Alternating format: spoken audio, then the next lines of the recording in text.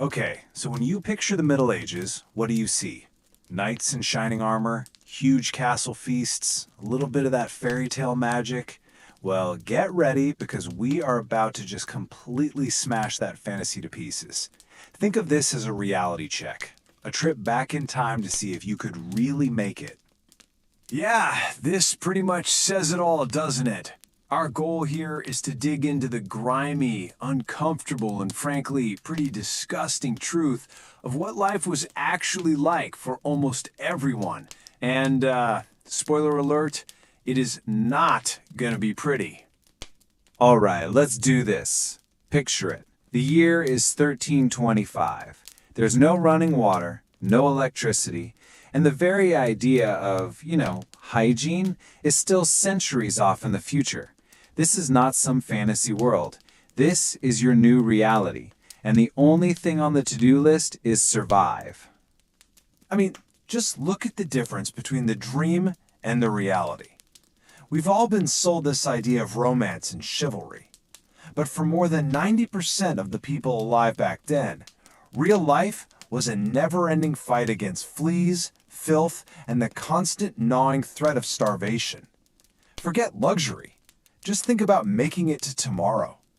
So, your day begins. No gentle phone alarm, nope, just the deafening clang of a church bell. Let's walk through your first few hours, starting right from the second you open your eyes.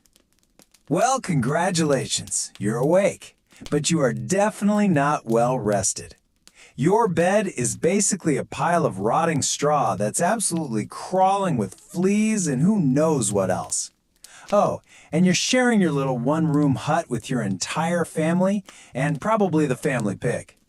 And that one wool blanket you have, it hasn't been washed in ever, and it's caked with so much filth it probably weighs a ton. So yeah, good morning. Okay, nature calls. But there's no bathroom. There's just a wooden bucket in the corner that's already... Well, you get the idea. So what's the procedure? Easy. You just open the nearest window, give a quick shout of "Gardaloo," which is just a nice way of saying "watch out below," and you just chuck it all out into the street. The street that is, for all intents and purposes, a public sewer. And please, do not even bother asking where the toilet paper is. That concept is still hundreds of years away. Your options are whatever you can grab nearby. We're talking straw, some leaves, maybe some moss if you're lucky. Modern hygiene? It just did not exist. At all. Time for breakfast. And what's on the menu? Why, it's pottage. The same thing that's on the menu every single day. And just to be clear, this isn't some fresh batch. No, this is more like an ongoing edible experiment. It's a gloopy stew of grains and whatever root vegetables you have, just simmering away in the same pot for days, maybe even weeks. You just toss new stuff on top of the old stuff. Yummy, right? So, what do you wash that down with? Not water. Absolutely not. The water is basically a death sentence, just swarming with parasites and human waste. The safest thing to drink is a weak, low-alcohol beer or ale. See, the brewing process boiled the water, which killed all the nasty stuff. So yes, everyone, and I mean everyone, including the kids, is starting their day with a pint of beer. It wasn't about having fun, it was literally about survival. Now that you've got some food, or something like it, in your stomach, it is time to work. And this is not your typical 9 to 5 with a nice lunch break.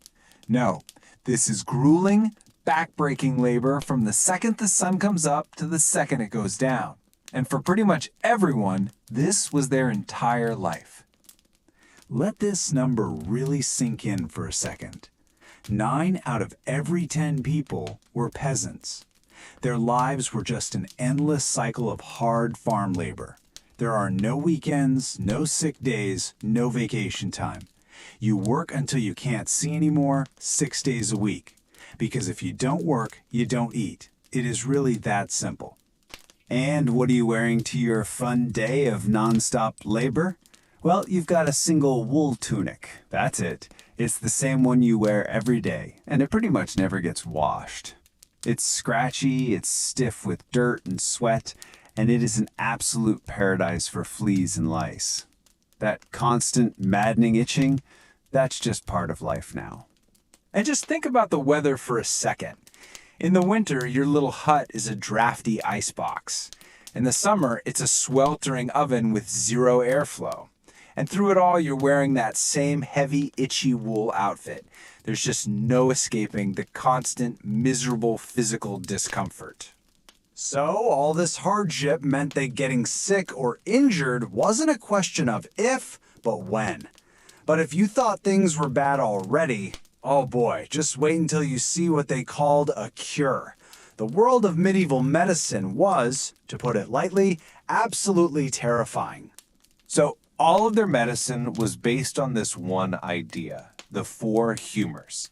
They believed every single illness, from a common cold to deep sadness, was caused by your body having too much or too little of one of these four fluids.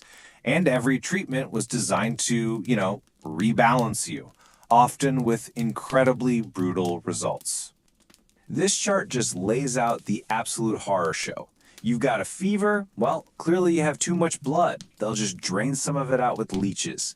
Feeling depressed? Must be too much black bile. Here, have some powerful laxatives.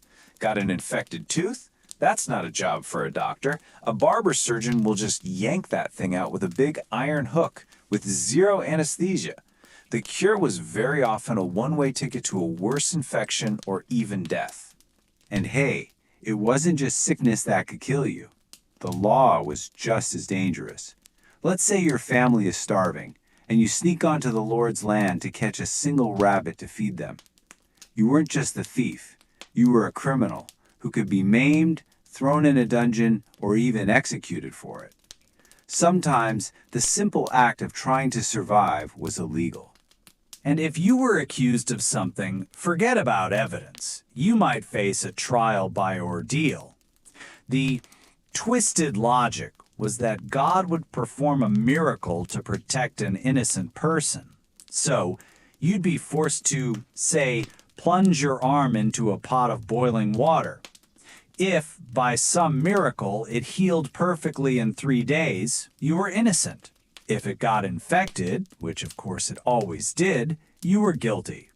Justice was basically a coin flip where both sides were you lose. So, what's the end result of all this filth, famine, and terrifying medicine? Well, the numbers tell a pretty grim story. The average life expectancy was only about 35 years old. And honestly, that number's a little misleading. It was dragged way down by the absolutely staggering rate of infant mortality. Nearly half of all children didn't even make it to their 5th birthday. So when people talk about the good old days or simpler times, they weren't simple. They were relentless. Life was just a constant, grinding, day in, day out struggle to exist. But here's the thing that's truly amazing.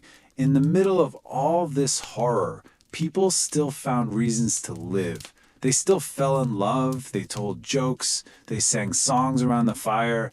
It's this incredible testament to human resilience, right? Finding joy, not because life was easy, but in spite of how brutally, impossibly hard it were. And don't go thinking that being a noble was a ticket to an easy life. Sure, you had more food, but your castle was basically a giant, drafty stone refrigerator that was just as full of fleas as a peasant's hut. And you also had the fun bonus of constant political maneuvering, where you were way more likely to get poisoned by a rival. Life was better, but luxury is a very relative term here. So, after our little day trip back to 1325, I gotta ask, are you still dreaming of the past? Does a life without medicine, without sanitation, without any basic rights still sound like a romantic getaway? I think the main takeaway here is that life for most of our ancestors was about pure survival, not about leisure. It was an exhausting fight from beginning to end. So tonight, when you get into your clean, comfortable bed, or turn on a faucet for a glass of safe drinking water, or flush a toilet, maybe just take a second to appreciate how unbelievably lucky we really are.